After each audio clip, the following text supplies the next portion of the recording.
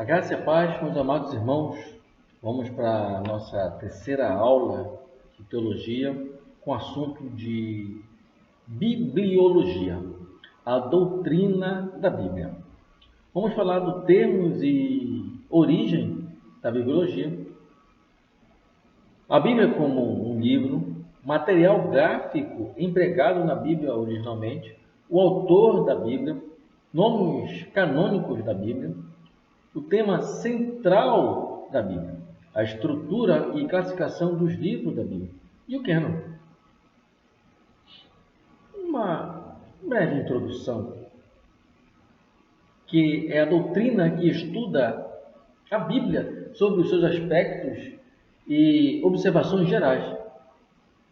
A sua leitura, seus estudos, sua estrutura, sua divisão em livros, capítulos, versículos, sua classificação, suas particularidades, seu tema central, sua tradução, sua preservação, sua história, sua cronologia, sua formação, sua autoridade como um livro divino, sua autenticidade como palavra de Deus, sua infalibilidade, sua integridade e a sua veracidade.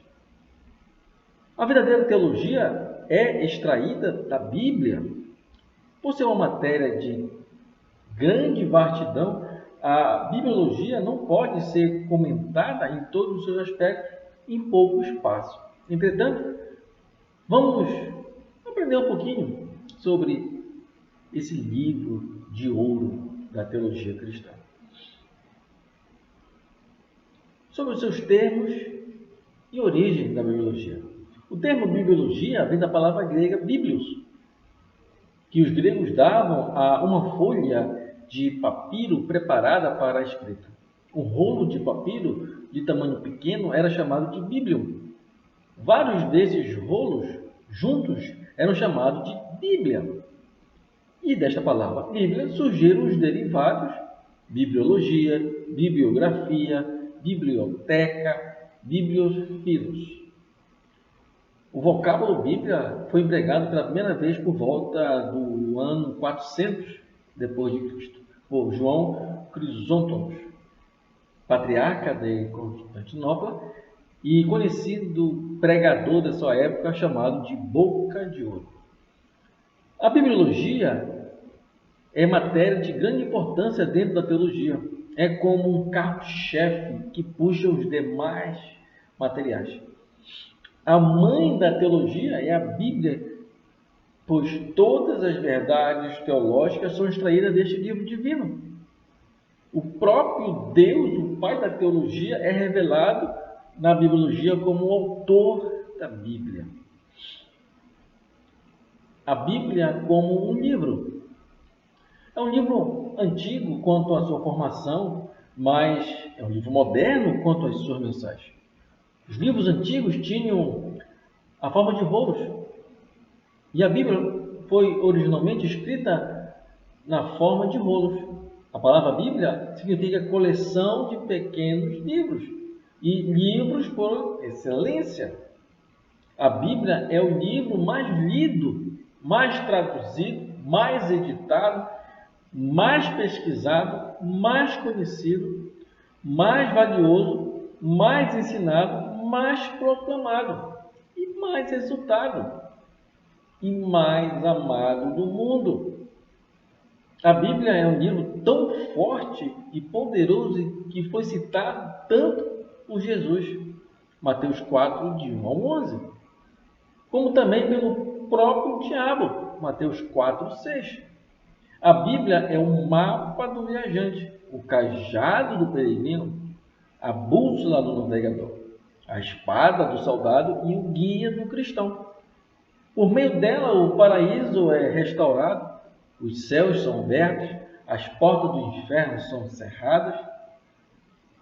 Cristo é o seu assunto, nosso bem e o seu propósito, e a glória de Deus, o seu fim. Lâmpada para os meus pés é a tua palavra, e luz para os meus caminhos. Salmo 119, 105. Sobre materiais gráficos empregados na Bíblia originalmente. A princípio, o material gráfico empregado na Bíblia foi o papiro. O papiro era uma planta aquática que crescia junto aos rios, lagos e banhados no Oriente, cuja entrecasca servia para escrever. As tiras extraídas do papiro eram colocadas umas às outras, até formarem um rolo em qualquer extensão. O papiro é conhecido em algumas versões da Bíblia como juncos, Êxodo 2, 3 e Jó 8, 11. E da palavra papiro se deriva a palavra papel, inventado pelos chineses no século II. O uso do papiro, porém, como material gráfico, existe desde o ano 3000 a.C. Com o passar do tempo, surgiu um material gráfico melhor que o papiro, conhecido como pergaminho, feito de peles de animais, curtida e polida. Seu uso vem desde os primórdios da era cristã.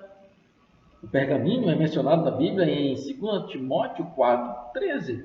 Antigamente, cada livro era um rolo de pergaminho ou um rolo de papiro. Jesus leu na sinagoga de Nazaré provavelmente um rolo de pergaminho do profeta Isaías.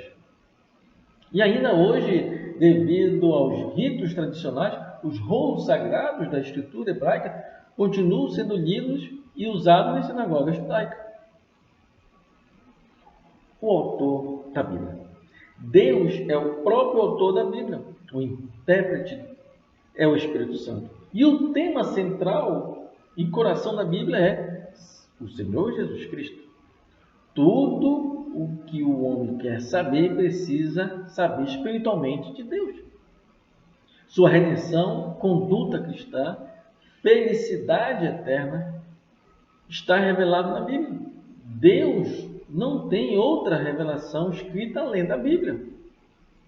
Tudo o que Deus tem para o homem está na Bíblia. Jesus é a palavra viva que está no céu dos céus, enquanto que a Bíblia é a palavra viva que está na terra. A expressão "assim diz o Senhor" aparece cerca de 3.000 vezes na Escritura, autenticando a Bíblia como inconfundível, infalível e inspirada palavra de Deus. A palavra Yahweh é o nome sagrado de Deus, aparece quase 7.000 vezes na Escritura. 6.855, para ser mais exato. Confirmando que a Bíblia é o mesmo o livro de Deus. A Bíblia contém a mente de Deus, o estado do homem, a ruína dos impertinentes e a eterna felicidade dos crentes.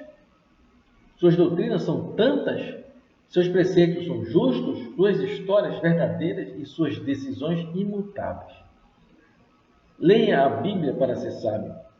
Creia nela para estar seguro e pratique-a para ser santo. Ela contém luz para dirigi-lo, alimento para sustentá-lo, consolo para animá-lo e armadura para defender. Os nomes canônicos da Bíblia. A Bíblia é inspirada a palavra de Deus. Dá a si mesmo diversos nomes. Seus nomes inspirados, encontrados em páginas sagradas, são os seguintes: Escrituras, em Mateus 21, 42. Sagradas Escrituras, em Romanos 1, 2. Livro do Senhor, em Isaías 34, 16. A Palavra de Deus, em Hebreus 4, 12. Os Oráculos de Deus, em Romanos 3, 2. O Livro da Lei, em 2 Crônicas 34, 15.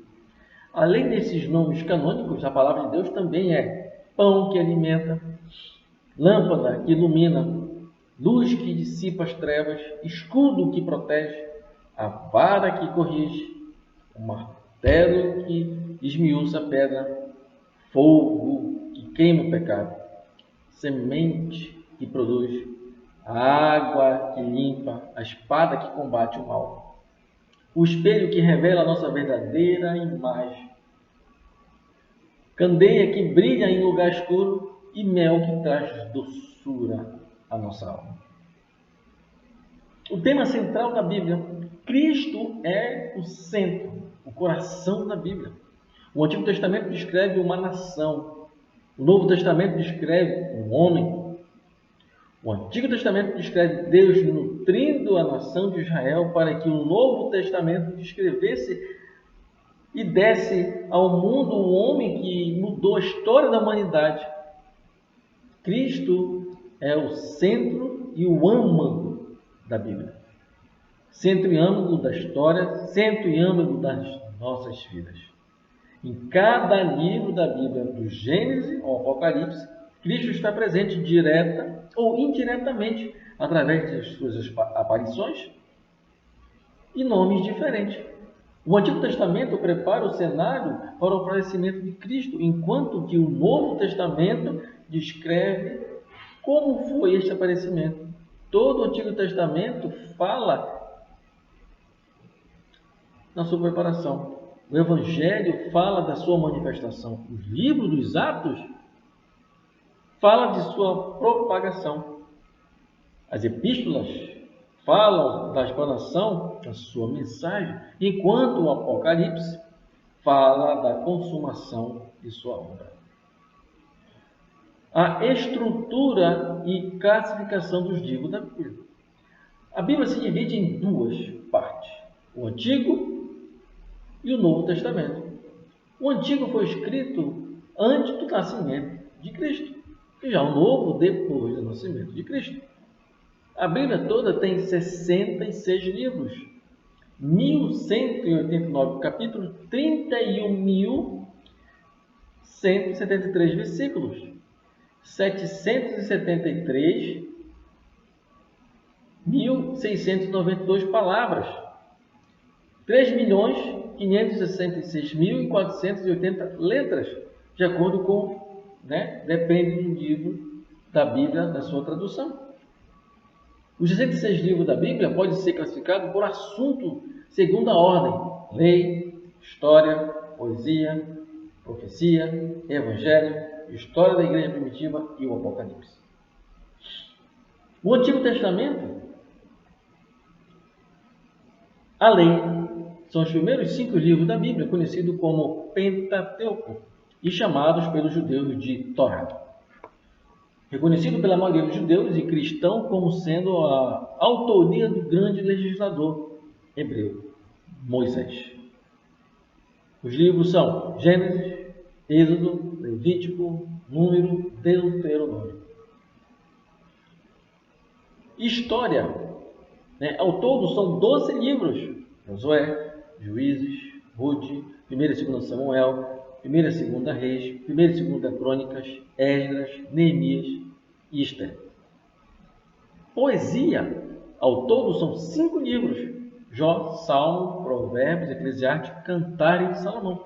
Representam a categoria dos livros poéticos ou devocionais da Bíblia, contendo os seguintes: um drama poético, que é o livro de Jó, poesias líricas no livro de Salmos, didática poética no livro de Provérbios, idílios poéticos no livro de Cantares de Salomão e didática filosófica, que é o livro de Eclesiastes. Profecia. São ao todo 17 livros: Isaías, Jeremias, Lamentações de Jeremias, Ezequiel, Daniel, Oséias, Joel, Amós, Obadias, Jonas, Miqueias, Naum, Abacuque, Sofonias, Ageu, Zacarias e Malaquias. Corresponde aos livros que levam o nome dos respectivos profetas literários durante 3 séculos. A sequência dos profetas clássicos hebreus constitui um fenômeno totalmente ímpar da história. O profeta é sempre um gênio da linguagem, cujo ritmo e simbologia desafiam o mais brilhante tradutor a alcançar a inemutável e original. Estão subdivididos em 2 grupos. Se chama profetas maiores, que são Isaías, Jeremias, Ezequiel e Daniel, e os profetas menores, que são Oséias, Joel, Amós, Obadias, Jonas, Miqueias, Naum, Abacuque, Sofonias, Ageu, Zacarias e Malaquias. O termo empregado para maiores e menores se refere-se ao mérito ou notoriedade do profeta, mas ao tamanho do livro e a extensão do respectivo ministério. Do Novo Testamento, os evangelhos são 4 evangelhos: Mateus, Marcos, Lucas e João. Contém a biografia do Senhor Jesus Cristo e a descrição do seu glorioso ministério terreno, cuja vida, obra e seus ensinamentos formam o alicerce do cristianismo. E nos evangelhos que resplandece a cultura moral e espiritual do cristianismo, condensado nos ensinamentos dos mestres, Jesus Cristo, a pessoa mais pura que já pisou na terra. A história da igreja primitiva é o livro de Atos, narrado por Lucas, onde é descrito um resumo do início do cristianismo pós-ressurreição, a ascensão de Jesus Cristo ao céu, com a descida do Espírito Santo no dia da festa judaica de Pentecostes, culminando no início triunfal da maior sociedade cosmopolita do mundo, a Igreja Cristã. As epístolas apostólicas são cerca de 21 epístolas, endereçadas ao primitivo cristão e às igrejas espalhadas pelo vasto Império Romano. Contém o desenvolvimento sistemático dos ensinamentos de Cristo, naquilo que podemos denominar a teologia apostólica, teologia paulina, teologia petrina, teologia joanina, etc. As epístolas apostólicas podem ser subdivididas em 2 grupos. As epístolas paulinas, que são 13, Romanos, 1 e 2 Coríntios, Gálatas, Efésios, Filipenses, Colossenses, 1 e 2 Tessalonicenses, 1 e 2 Timóteo, Tito e Filemão, escrita por Paulo, o Saulo de Tarso, que veio a tornar-se o maior teólogo do cristianismo e o grande mentor intelectual da fé cristã para todo o mundo. E tem também as epístolas gerais. Ao todo são 8. Hebreus, Tiago, 1 e 2 Pedro, 1, 2 e 3 João, Judas, escrita por Tiago, Pedro, João e Judas. A exceção da epístola dos Hebreus, cujo autor ainda é desconhecido. Tem também Profecia, que é o livro do Apocalipse. É o último livro da Bíblia, onde, numa linguagem excessiva, figurativa, enigmática e simbólica, João recebe na ilha de Patmos, no mar Egeu, a grande revelação do fim do mundo, descrevendo em vivas cores a vinda da pessoa de Cristo à Terra para estabelecer o seu governo universal e proferir grandes sentenças do famoso juízo final, havendo em seguida uma fusão do reino da terra com o reino celestial do eterno.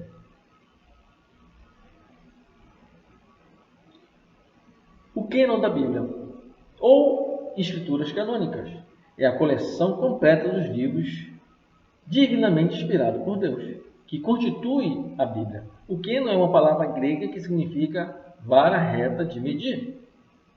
Assim como régua serve de regra para medir. No sentido religioso, temos o significado de regra escrita de fé e prática.